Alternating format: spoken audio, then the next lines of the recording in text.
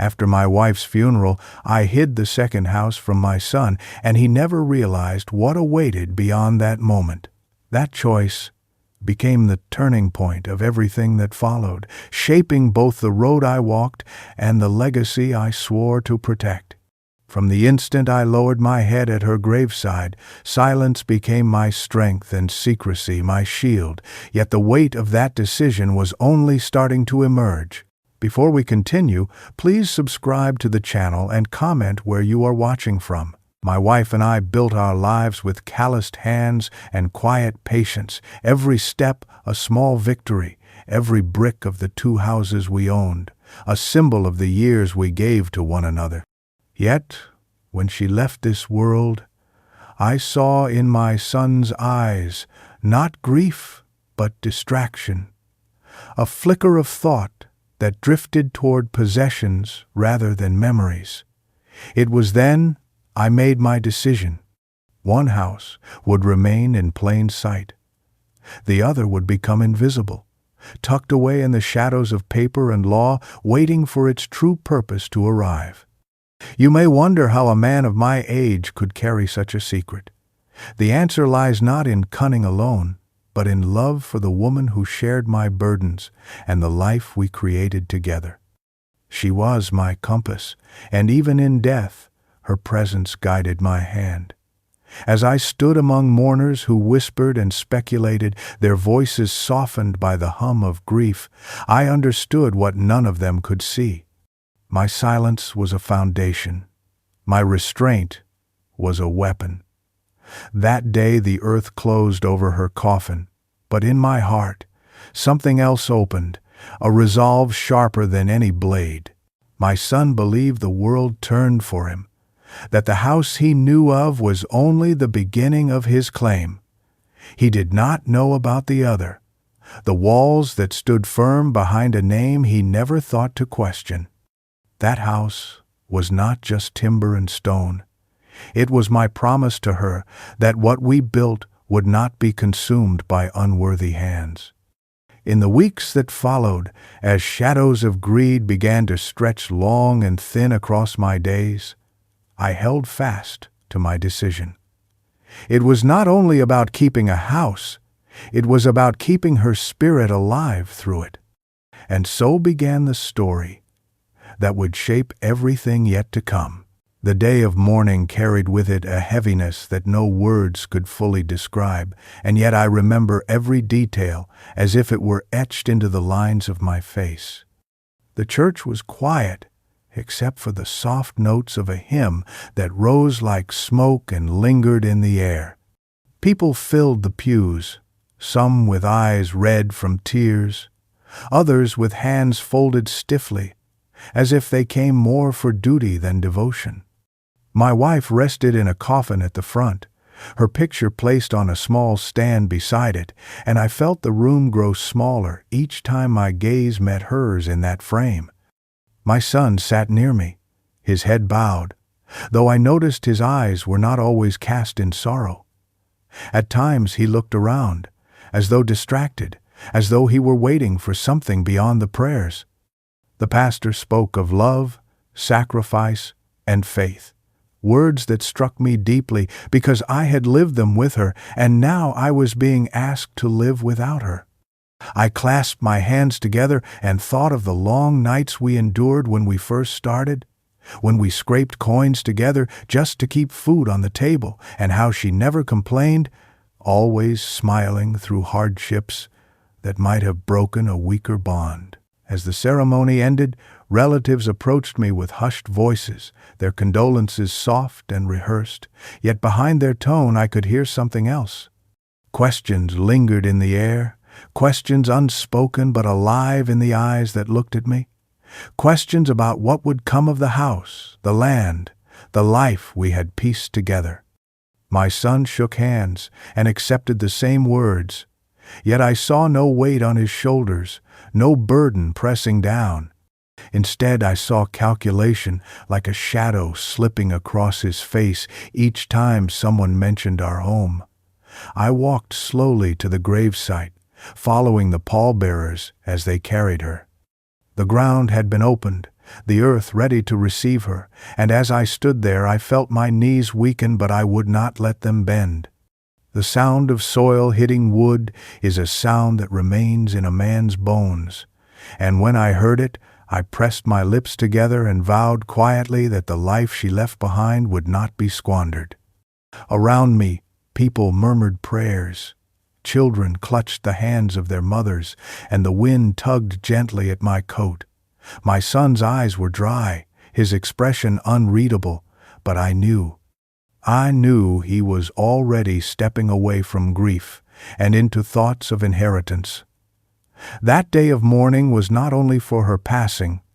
It was the day I realized the path before me would demand silence, patience, and a secret only I could keep. The days following the funeral blurred into a haze of visitors, phone calls, and meals left on the porch by neighbors who meant well, yet in the midst of their kindness I began to notice something else. It started at the reception after the burial, when people gathered in the church hall to share food and stories of my wife. Their words of comfort were genuine in part, yet I could not ignore the way their eyes shifted when they thought I was not listening. I sat at a table alone for a moment, my plate untouched, and I caught the sound of hushed voices behind me. They were speaking of the estate, of what my son would inherit, and their tone carried not sorrow, but speculation. One cousin leaned close to another and whispered about the houses, asking if both would now belong to him. Another voice quietly predicted that my son would sell quickly, turning bricks into cash before the seasons changed. I turned my head slightly, pretending not to notice, but their words stung deeper than any sympathy could. They spoke as though I were already gone, as though I were not sitting just a few steps away. I rose to refill my coffee, and as I moved, their whispers softened, but their eyes did not. I saw curiosity dressed as compassion, questions about my future hidden beneath polite smiles. My son, standing near the door with his wife, laughed at something she said, and though the sound carried no malice, it carried no grief either. She touched his arm, leaned in close, and I could almost feel the weight of her words urging him toward thoughts of possession and control. I remembered then how my wife used to say that silence can be louder than any voice, and I chose in that moment to let their whispers pass through me without reply. Still, their meaning stayed. It was clear to me that people were waiting, watching, and measuring what might fall into my son's hands. They did not know about the second house. They could not imagine it even existed, for I had taken care to keep it hidden, tucked away where no idle speculation could reach it. Yet hearing them speak so freely confirmed the path I had already begun. My wife's legacy would not become gossip's prize. It would remain where love had placed it. Their whispered conversations were not simply background noise to a grieving man. They were warnings, quiet but sharp, telling me that the secret I carried would soon matter more than ever. When I think back on the years with my wife, what comes to me are not the grand moments, but the steady stream of small sacrifices that built the life we shared, each one laid carefully, like a stone in a foundation that grew stronger with time. We were young when we married, with little more than dreams and the will to make them real. I remember the nights when we counted coins at the kitchen table, our hands tired from work, yet our spirits unbroken. She would smile at me in those moments, her eyes shining as if the meager sum we held was more valuable than gold, because it was earned together. We worked side by side, taking jobs that demanded much and returned little, but with each paycheck we set aside a portion, no matter how small, to put toward the future. It was she who suggested we buy land, not for luxury, but for stability. And it was she who encouraged me when I doubted whether we could manage it. The first house we built was humble, its walls thin and its floors creaking, yet to us it was a palace because it was ours. Years later, after more labor and more patience, we secured the second property, a house stronger and larger, not to flaunt but to preserve what we had achieved. Every decision was guided by her quiet wisdom, and though she never sought recognition, I knew our success bore her mark. I recall mornings when she rose before dawn to prepare meals while I prepared for work, her hands moving with gentle determination. And I recall evenings when we sat together on the porch, watching the sun fade while speaking of what the years ahead might bring. Our sacrifices were not burdens, they were the threads that wove our bond tighter, and each struggle faced together became a memory of triumph. It is easy for others to look at the houses now and see only structures, but to me they are monuments to a woman who gave everything without asking for anything in return. Her laughter still echoes in the halls, her touch lingers in the walls, and every brick carries a part of her. When I walk through those rooms, I do not see possessions. I see love preserved in wood and stone. That is why I guard them now, not for wealth or pride, but for her, because behind every sacrifice she made was the belief that what we built would last, and I will not let that belief fade. It was not long after my son grew into adulthood that I began to notice subtle signs of change in his tone and in his way of looking at me, moments that seemed small at first, but carried a weight I could not ignore once I looked back. I remember when he came to me one evening, his voice casual, but his eyes sharp, asking if I could lend him money to settle a debt. I gave it without hesitation, believing it was a father's duty to help his child, but when the same request came again and again, the words shifted. No longer was it a request laced with humility. It became an expectation, a demand spoken as if I owed him for the years I raised him. He began to treat me less like a father and more like a bank, a source of funds rather than a source of guidance. At family gatherings, I caught him speaking about my possessions as though they were already his, making offhand remarks about what he would do once the house belonged to him. At first I laughed it off, thinking it was the careless talk of youth, but the repetition of those remarks carved a pattern that grew harder to dismiss. My wife, ever gentle, would place her hand on my arm and remind me not to judge too quickly, telling me that in time he would learn responsibility. I wanted to believe her, but the years only made his tone bolder. There were times when he would arrive at the house, not to visit, not to share a meal or speak of life, but to ask directly for money. He rarely stayed long after receiving what he wanted. Gratitude became brief, almost perfunctory, and on some days absent altogether. I began to feel as though the bond between us was shifting, as though I were no longer father but financier, useful only for what I could provide. Even then, I chose patience, remembering my own youth and the mistakes I made, telling myself that he would come around. But deep inside, a quiet unease began to take root, whispering that he saw me not as the man who built his world, but as the obstacle standing between him and an inheritance he believed to be his birthright. Those early signs of greed were faint but persistent, and though I pushed them aside for years, they would one day grow too strong to ignore, shaping the path that led to the choice I made after her funeral.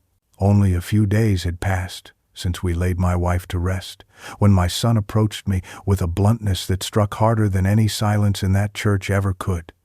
I was seated at the kitchen table, the same table where his mother once set warm meals before us, when he came in and without hesitation asked what would happen with the estate. His words were not wrapped in sympathy or softened by grief. They were direct, spoken with the confidence of someone who believed the time for mourning was already behind us. He asked about the houses. about the investments, about the cash he assumed existed in abundance. I looked at him across the table, his face familiar yet distant, and for a moment I wondered if he realized how soon it was, how raw the wound remained in me. His wife stood nearby, her eyes fixed on me as if she too waited for the answer, and though she said nothing, her presence pressed upon the room like a question that did not need to be voiced. I chose my reply carefully, telling him that matters of estate required patience, that there would be a time to speak of these things, but that time was not now. He shifted in his seat, impatience flashing in his eyes, and told me that he needed clarity. He pressed further, wanting to know which house would fall to him, which accounts would become his. I reminded him that his mother had only just been buried, and though my voice was calm, it carried a firmness I rarely used with him. Still, he did not yield. Instead, he leaned back, his expression one of quiet certainty, as though he already owned the answer and only waited for me to confirm it. I saw in him not the boy I once carried on my shoulders, not the young man who once sought my advice, but a figure molded by desire, eager to claim before understanding the weight of what he asked. His demand revealed not only impatience, but entitlement, as if all that I had worked for, all that his mother and I sacrificed, existed solely for his taking. That moment crystallized the unease I had long felt, and while I kept my silence about the second house, my resolve deepened. I knew then that my choice to hide it was not only wise, but necessary, for the path before me would not be paved with gratitude, but with demands that grew sharper with each passing day. It was not long after my son's first demand that I began to sense the true influence of his wife, for while his voice carried the questions, hers carried the direction. She had a way of leaning close to him, speaking in low tones that seemed meant only for his ears. Yet their meaning was clear enough even when I could not hear the words. I would find them seated together on the porch, her hand resting lightly on his arm, her lips moving with quiet insistence, and moments later he would return to me with renewed certainty about what he felt entitled to. It was as though her whispers planted seeds of confidence in him, urging him to press harder, to treat patience as weakness and hesitation as surrender. I noticed the way her eyes lingered on the house, tracing the walls and windows as though already measuring curtains and furniture that would be hers one day. She smiled politely when speaking to me, but behind that smile I saw calculation, the kind that weighs futures, not in love, but in possession. My wife had once welcomed her warmly, hoping she would be a partner who shared in family rather than conquest. But now I understood that her ambition was sharper than her charm. She whispered to him, not of memories or comfort, but of inheritances and opportunity. At gatherings, I overheard fragments of her suggestions, telling him that he should take charge, that he should not wait too long, that he had every right to claim what his parents had built. Her words did not rise in volume, but they rose in effect, shaping his confidence into something more rigid, more demanding. I remained silent, for silence gave me the vantage to observe them clearly. In those whispers I could see the outline of her intentions, and though she never spoke them to me directly, she did not need to. Every time he confronted me, every time he asked about the estate with sharper tone, I heard her voice echoing behind his. It was as though she believed the life I built belonged to them already, and all that remained was for me to hand it over. Yet with every whisper she offered him, with every calculating glance she cast toward these walls, my resolve hardened further. The secret of the second house grew not only as a shield, but as a quiet answer to her ambition, waiting for the day it would speak louder than any of her whispers ever could. Grief is a weight that can bend a man, but in my case, it did something else. It sharpened me. It gave me a clarity I had not expected. For weeks after my wife's passing, I tried to carry myself with patience, answering my son's questions carefully, nodding when his wife spoke with her polished tone, and holding my silence when relatives speculated about what would become of the estate. Yet the longer I watched, the clearer it became that what they sought was not comfort but control. I began to see the pattern in their eyes, the way my son's impatience grew each time I asked for more time, the way his wife's smile thinned whenever I delayed. Their visits were not filled with warmth, they were filled with expectation, each conversation bending back to the same point, pressing me to surrender what I had not even finished mourning. The breaking point did not come with shouting or violence. It came quietly, on an evening when I sat alone in the living room, staring at the framed photographs of my wife. The house was silent. Yet in that silence I could hear the echoes of their demands, their whispers, their certainty that I was a weak old man holding on to something that was already theirs. I thought of her then, of the sacrifices she made, of the years she worked beside me to build not only one house but two. I thought of how she laughed in the kitchen, how she believed every stone we laid had meaning, and I knew with certainty that what they wanted was not the legacy we built, but the power that came with claiming it. That night, I understood that mourning had given way to something else, a cold determination that would not bend to their expectations. It was the moment I told myself that I would no longer yield, that their grasping hands would not touch what was never theirs to take.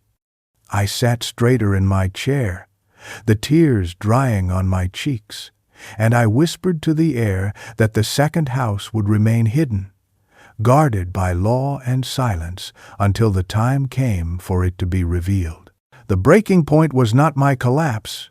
It was my rise, for in that clarity I reclaimed a strength I had forgotten, a strength that would carry me through every test that followed.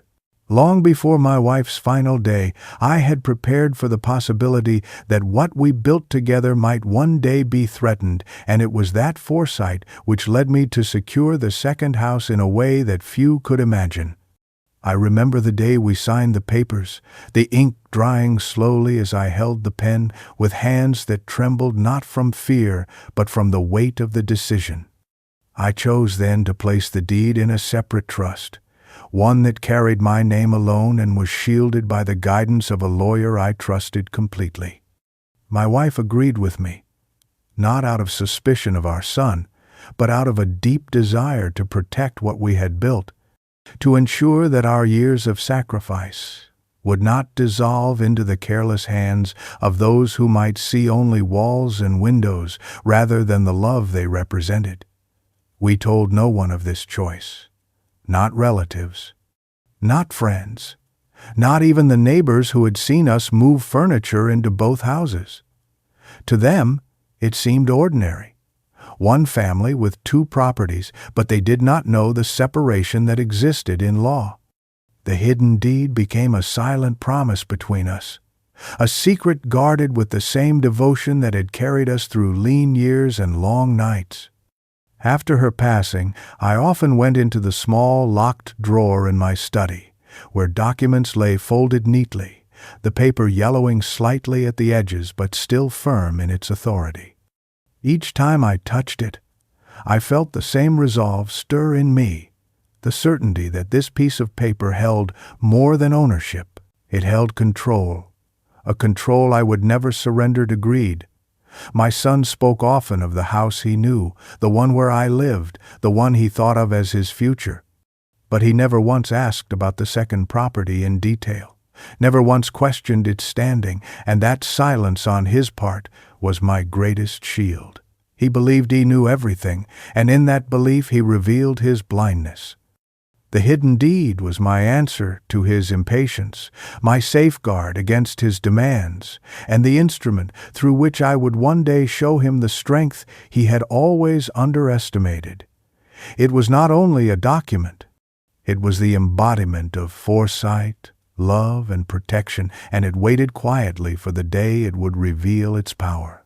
When I first sat down with the lawyer who had helped me secure the second house, I carried with me a mixture of grief and determination, knowing that the conversation ahead would decide whether my wife's legacy remained safe. His office smelled faintly of leather and old books, and the shelves were lined with volumes that seemed to hold the wisdom of many lifetimes. He greeted me with the calm of a man who had seen countless families wrestle with matters of estate, and as I placed the folded deed on his desk, I felt the quiet strength of my decision return. I asked him plainly if what I had done years ago was enough, if the separation of the property through trust and title would withstand the pressure I now faced from my son and his wife. He studied the documents carefully, his glasses slipping down his nose, and then he looked at me with steady eyes. He told me that my foresight had been sound, that the house held in my name alone could not be claimed as part of the common estate, and that no impatient demand or whispered scheme could undo the work we had done. His words were not only legal advice, they were reassurance, spoken with the weight of law behind them. He explained the steps I should continue to follow, reminding me to keep records in order, to guard the documents, and to trust in the structure we had built. He said that when the time came, clarity would favor me, for the truth was written in ink and recognized by the courts. I listened carefully, each detail etched into my mind, and with each word my resolve deepened. The lawyer leaned back in his chair and told me something I will never forget. He said that strength is not always measured by confrontation, but by preparation, and in this I had already triumphed. I left his office that day, with the deed tucked safely back into my folder, my steps lighter than they had been in weeks. Outside, the air felt crisp, as though the world itself recognized the security I carried. My son and his wife believed themselves clever, but they did not know of this counsel, nor of the wall that had been built around the second house long before their ambitions had sharpened. That professional advice did more than confirm my strategy. It gave me the assurance that patience would outlast greed, and that the legacy my wife and I created would remain untouched until the day I chose to reveal it. It was after those meetings with the lawyer that I began to notice my son's tone shift from mere impatience to something sharper, something that carried the weight of arrogance. He no longer approached me with questions laced in curiosity. Instead, he arrived with statements, spoken as though the matters of inheritance were already settled, as though my only role was to confirm what he believed he deserved. I remember one evening when he stood in the living room, his arms crossed, telling me that it would be easier for everyone if I simply signed the necessary papers and let him take charge. His words struck me, not because of their content, but because of the confidence with which he delivered them. He had grown so certain of his position that he no longer sought agreement. He demanded it. His wife sat beside him, her eyes steady on me, and though she spoke little, her silence was not passive. It was the silence of someone who had already calculated the gain and was merely waiting for it to be handed over. My son leaned closer and told me that I was old, that I should not have to burden myself with responsibilities, and that it was only natural for him to step forward. He believed I would fold under the pressure of his certainty, but what he failed to see was that his arrogance only strengthened my resolve. I nodded quietly, offering no resistance, for I had learned that agreement in appearance often disarms the proud. Inside, however, I felt the fire of my decision burn brighter. He thought me weak, a man softened by years and grief, but the truth was that each arrogant word revealed his blindness. He did not see the hidden house. He did not know of the trust or the counsel I had received. He assumed all was his, and in that assumption he exposed the depth of his greed.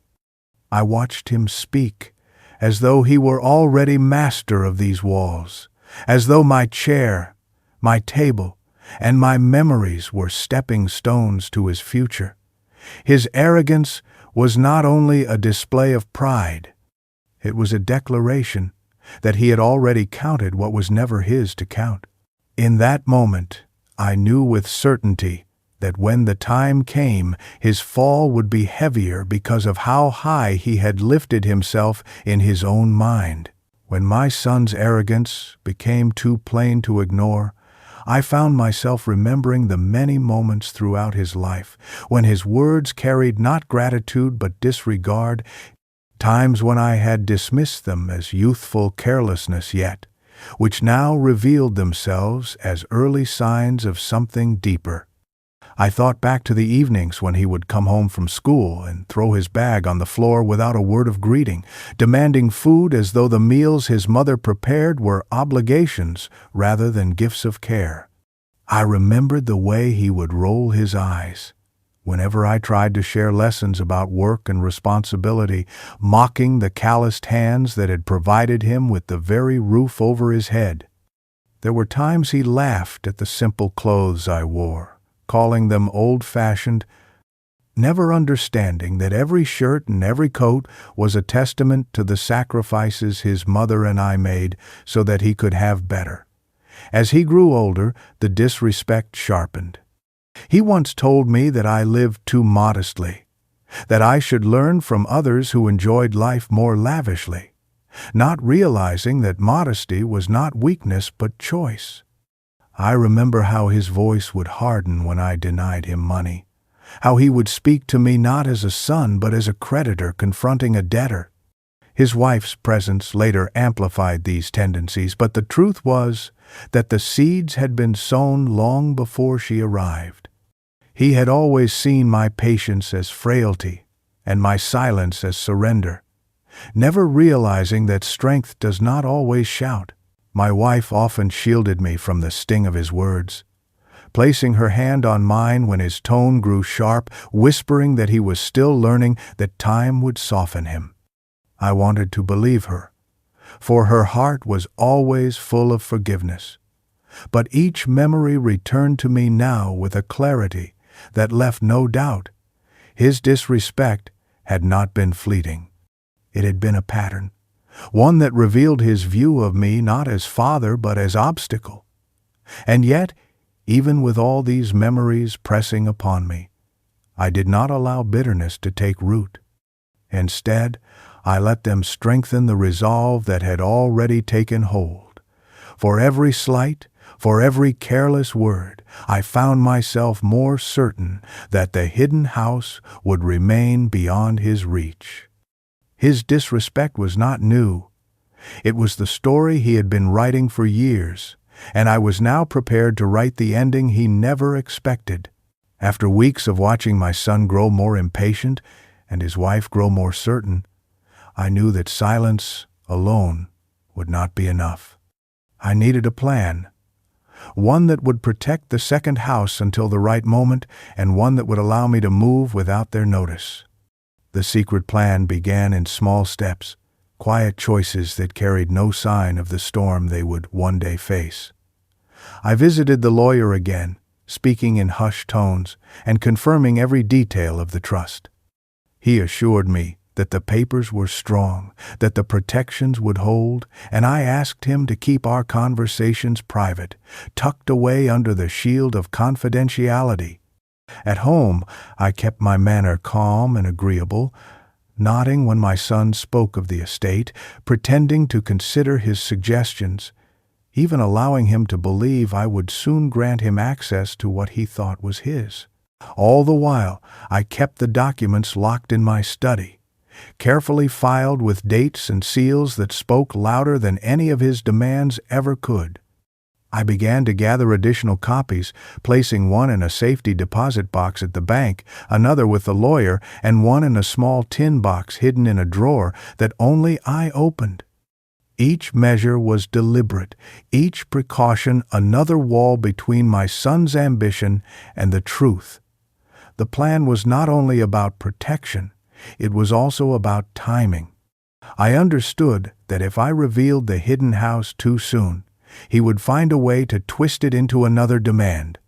I chose instead to wait, to let his own arrogance guide him deeper into certainty, so that when the moment came, the revelation would strike harder. At night, I sat in the living room where my wife once sewed by the lamp, and I spoke softly to her memory, telling her of the steps I was taking, telling her that our years of sacrifice would not be undone. I imagined her nodding, her eyes full of quiet pride, and that thought gave me strength. My son and his wife believed they were clever, but the truth was that every smile I gave them, every pause in conversation, was part of the plan. I was not surrendering. I was leading them into a place where their own expectations would betray them, and the second house would become the key to their downfall. Once the plan had taken root, I knew the most effective weapon I could wield was not confrontation, but agreement, or at least the appearance of it. My son believed that each nod of my head was surrender, each pause in conversation was hesitation, and I allowed him to see it that way. I remember sitting across from him at the dining table, the same table where his mother once placed our meals, and listening as he outlined how he thought the estate should be divided. He spoke with the authority of a man already in possession, pointing to imagined figures and imagined deeds, and I responded with calm acknowledgement. I said yes when he demanded clarity. I said I would consider when he pressed me to move faster. I even let him think he had convinced me that both houses were his by right, when in truth one of them lay beyond his reach, guarded by documents he had never seen. His wife sat beside him during many of these talks, her eyes sharp and attentive, her hand resting on his arm, as though she were the steadying force behind his confidence.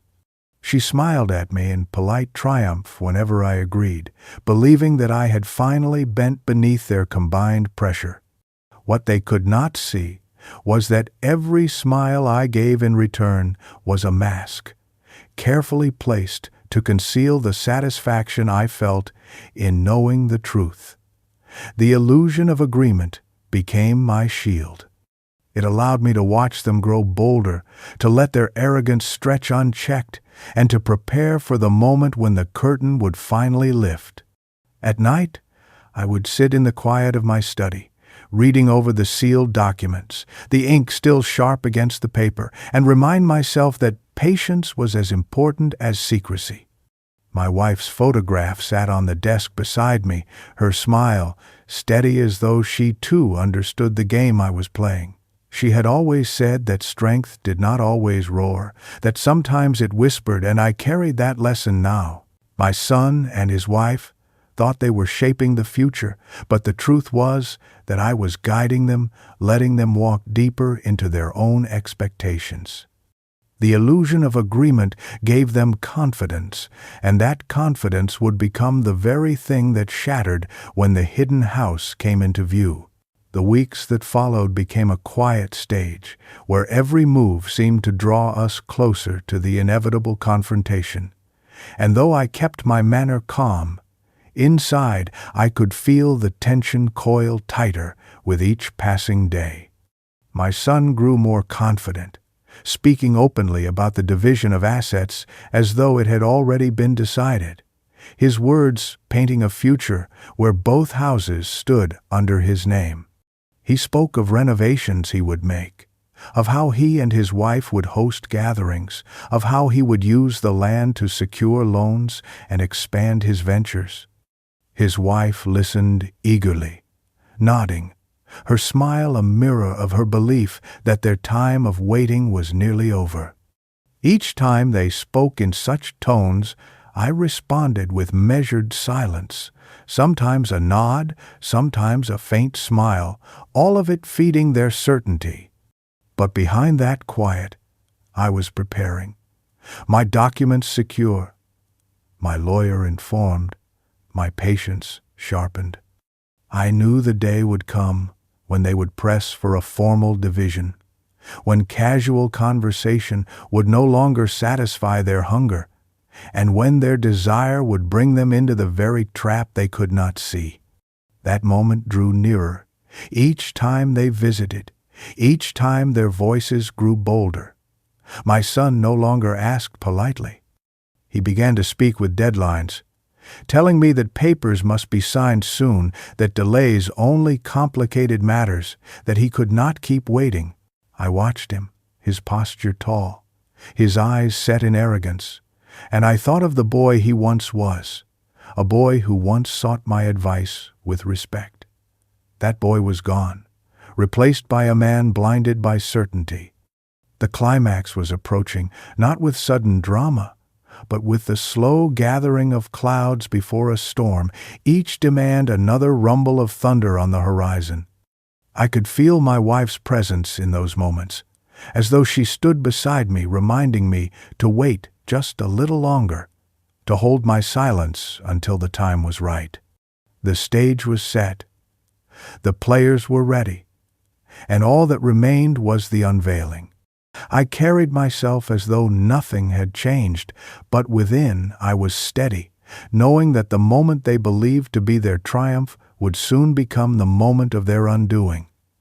The climax was not just near, it was already pressing at the door.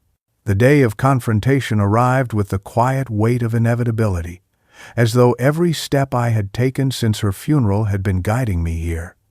I walked into the lawyer's office with my head held steady, carrying the calm of a man who knew the truth rested firmly in his hands.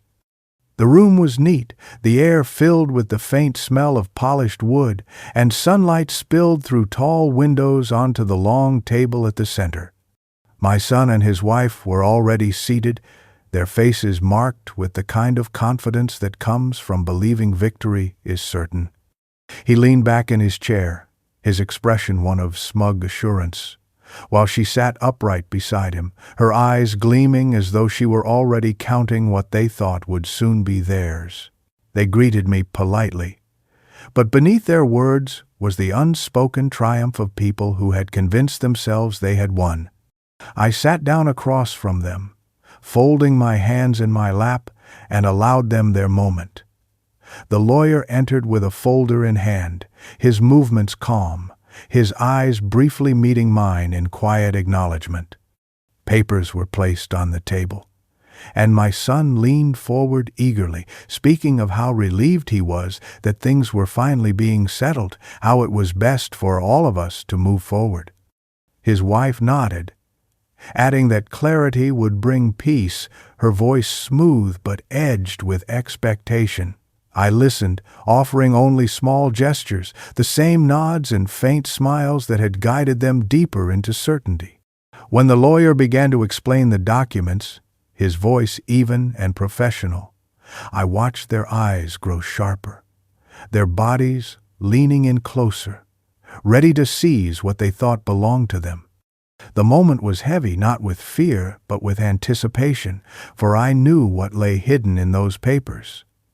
The second house was not among the assets, its deeds secure elsewhere, beyond their reach. My son did not yet know, and as he sat there brimming with pride, I felt the silence between each word stretch like the pause before a striking chord. It was the day of confrontation, and though they believed it to be their moment of triumph, it was in truth the stage I had prepared for their awakening. The lawyer's voice carried steadily as he began to outline the estate, his words precise and deliberate, and I watched as my son and his wife leaned forward, their anticipation so strong it seemed to fill the room. He explained the terms with clarity, describing the house in which I lived, the modest accounts that had been placed in order, and the smaller possessions that would be divided. My son nodded eagerly, his smile growing, certain that what he had been waiting for was finally unfolding as he imagined. His wife's hand rested on his arm, her fingers tightening slightly with each sentence, as though securing her grasp on what she believed was theirs. But then the lawyer turned a page and spoke of the separation, the legal protection that had been put in place years before, and with calm authority he stated that the second house was not part of the estate. It belonged solely to me, bound by trust and law, untouchable by any claim. The room shifted in an instant. My son's confident expression faltered, his smile breaking into confusion, his brows furrowing as though he had misheard. He asked the lawyer to repeat himself, his tone sharp now, the arrogance slipping into disbelief. The lawyer did not waver. He explained again, pointing to the documents, the signatures, the dates that stood as proof. My son's wife leaned forward, her voice rising with urgency, insisting that it must be included, that it made no sense to keep it separate. But every word she spoke only met the solid wall of legal truth that had been carefully built long before they ever thought to ask. I sat silently, my hands folded, watching their faces change, their triumph dissolving into shock. For the first time, I saw hesitation in their eyes, a sudden recognition that their certainty had been built on nothing more than assumption. My son turned to me then, his voice low and strained, demanding to know if I had planned this, if I had hidden the house from him.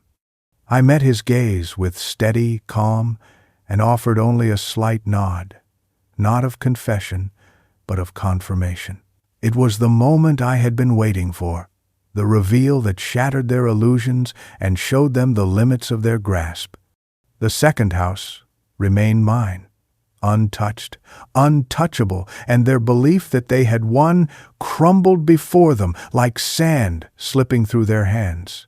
The moment the truth settled in the room, the air grew heavy with the weight of their disbelief, and I watched as my son's composure fractured before my eyes. His face flushed with frustration, his hands clenched into fists upon the table, and his voice rose in protest as he accused the lawyer of deception. The lawyer, calm and unshaken, merely pointed again to the documents that carried my signature, the dates and the seals that made the second house mine alone.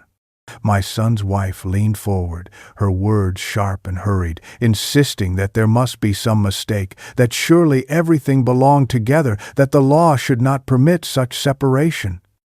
Her eyes darted between me and the lawyer, panic stirring in her expression as she realized her imagined future was slipping beyond reach. My son's anger grew louder, his voice echoing against the polished walls, demanding that I explain why I had hidden it, why I had chosen secrecy over what he claimed was fairness. I did not meet his anger with anger. Instead, I held my silence, my eyes steady, allowing the truth to speak louder than anything I could say. Each second that passed seemed to unravel them further, his arrogance giving way to desperation, her confidence dissolving into fear. They looked at each other, their once united front trembling, and in their eyes I saw the collapse of all the certainty they had carried for weeks. The lawyer closed the folder calmly, his voice firm as he explained that the matter was settled, that the law stood on my side, and that there was nothing to contest. My son slammed his hand on the table, his wife whispered frantically in his ear, and yet none of it could change what was written in black and white. The fallout was not dramatic in gesture alone. It was in the silence that followed, the long pause when they realized no argument would shift the ground beneath them. They had walked into that office with pride, and left it with nothing more than fragments of their expectations. I rose from my chair slowly, letting the weight of the moment rest where it belonged. The second house was safe, the legacy preserved, and their furious disbelief was powerless against it. As I stepped toward the door, I knew this was the turning point. Their fall had begun, and no plea or protest could stop its descent. When I left the lawyer's office that day, I walked with a steadiness that I had not felt since before my wife's passing, for in that moment I carried not only the weight of loss, but also the quiet dignity of victory. My son and his wife remained behind, their voices still raised, their faces flushed with disbelief, but none of it mattered, for the truth was now written into the air as firmly as it was into the law. I stepped out into the sunlight and let the warmth settle on my shoulders, a reminder that patience and silence had carried me to this point. My triumph was not in shouting, not in boasting, but in knowing that their greed had been outmatched by foresight.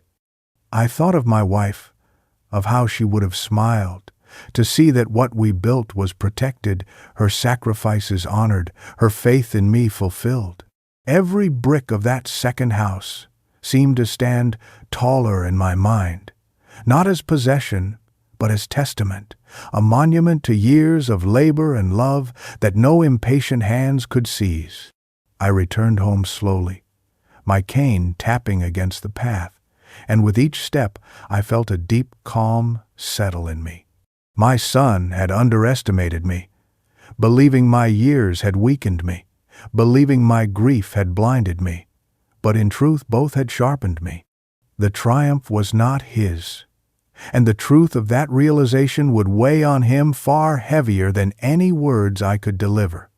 Neighbors who saw me that evening offered kind greetings, unaware of the storm that had just passed, and I answered them with a gentle nod, keeping the details to myself.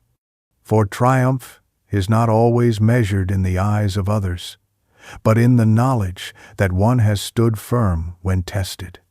Inside my home, I sat once more at the dining table, the same place where my son had pressed me with his demands, and I let the silence of the room remind me of the strength that still remained.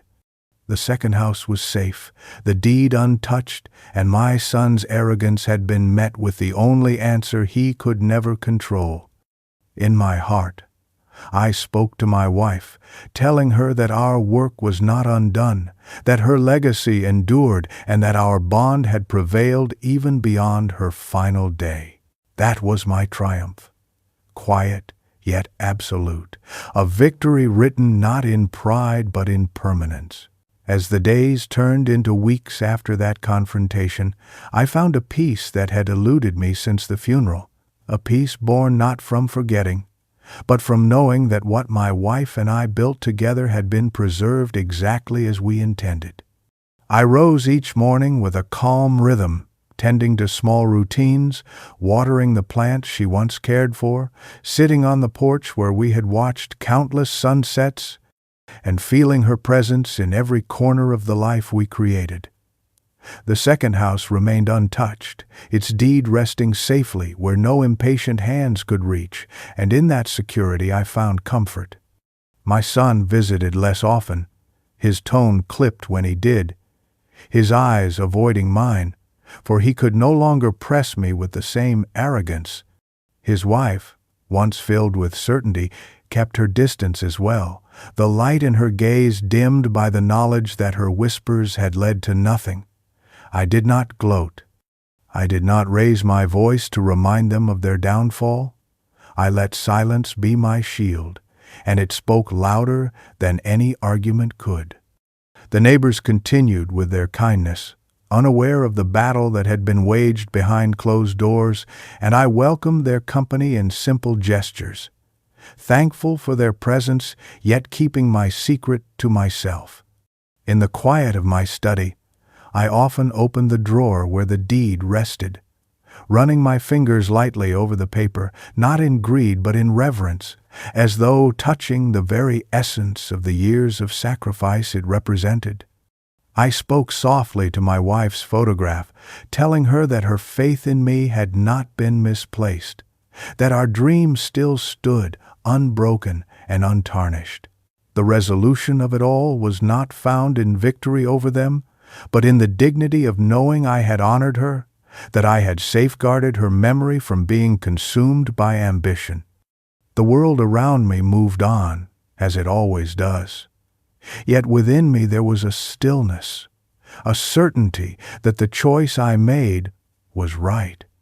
I carried myself with quiet pride, walking through the halls of my home, knowing that love and patience had triumphed where greed had failed. My revenge was not loud. It was measured in silence, in restraint, and in the permanence of what remained untouched. In that, I found resolution, and in that, I found peace. Thank you for listening to my journey.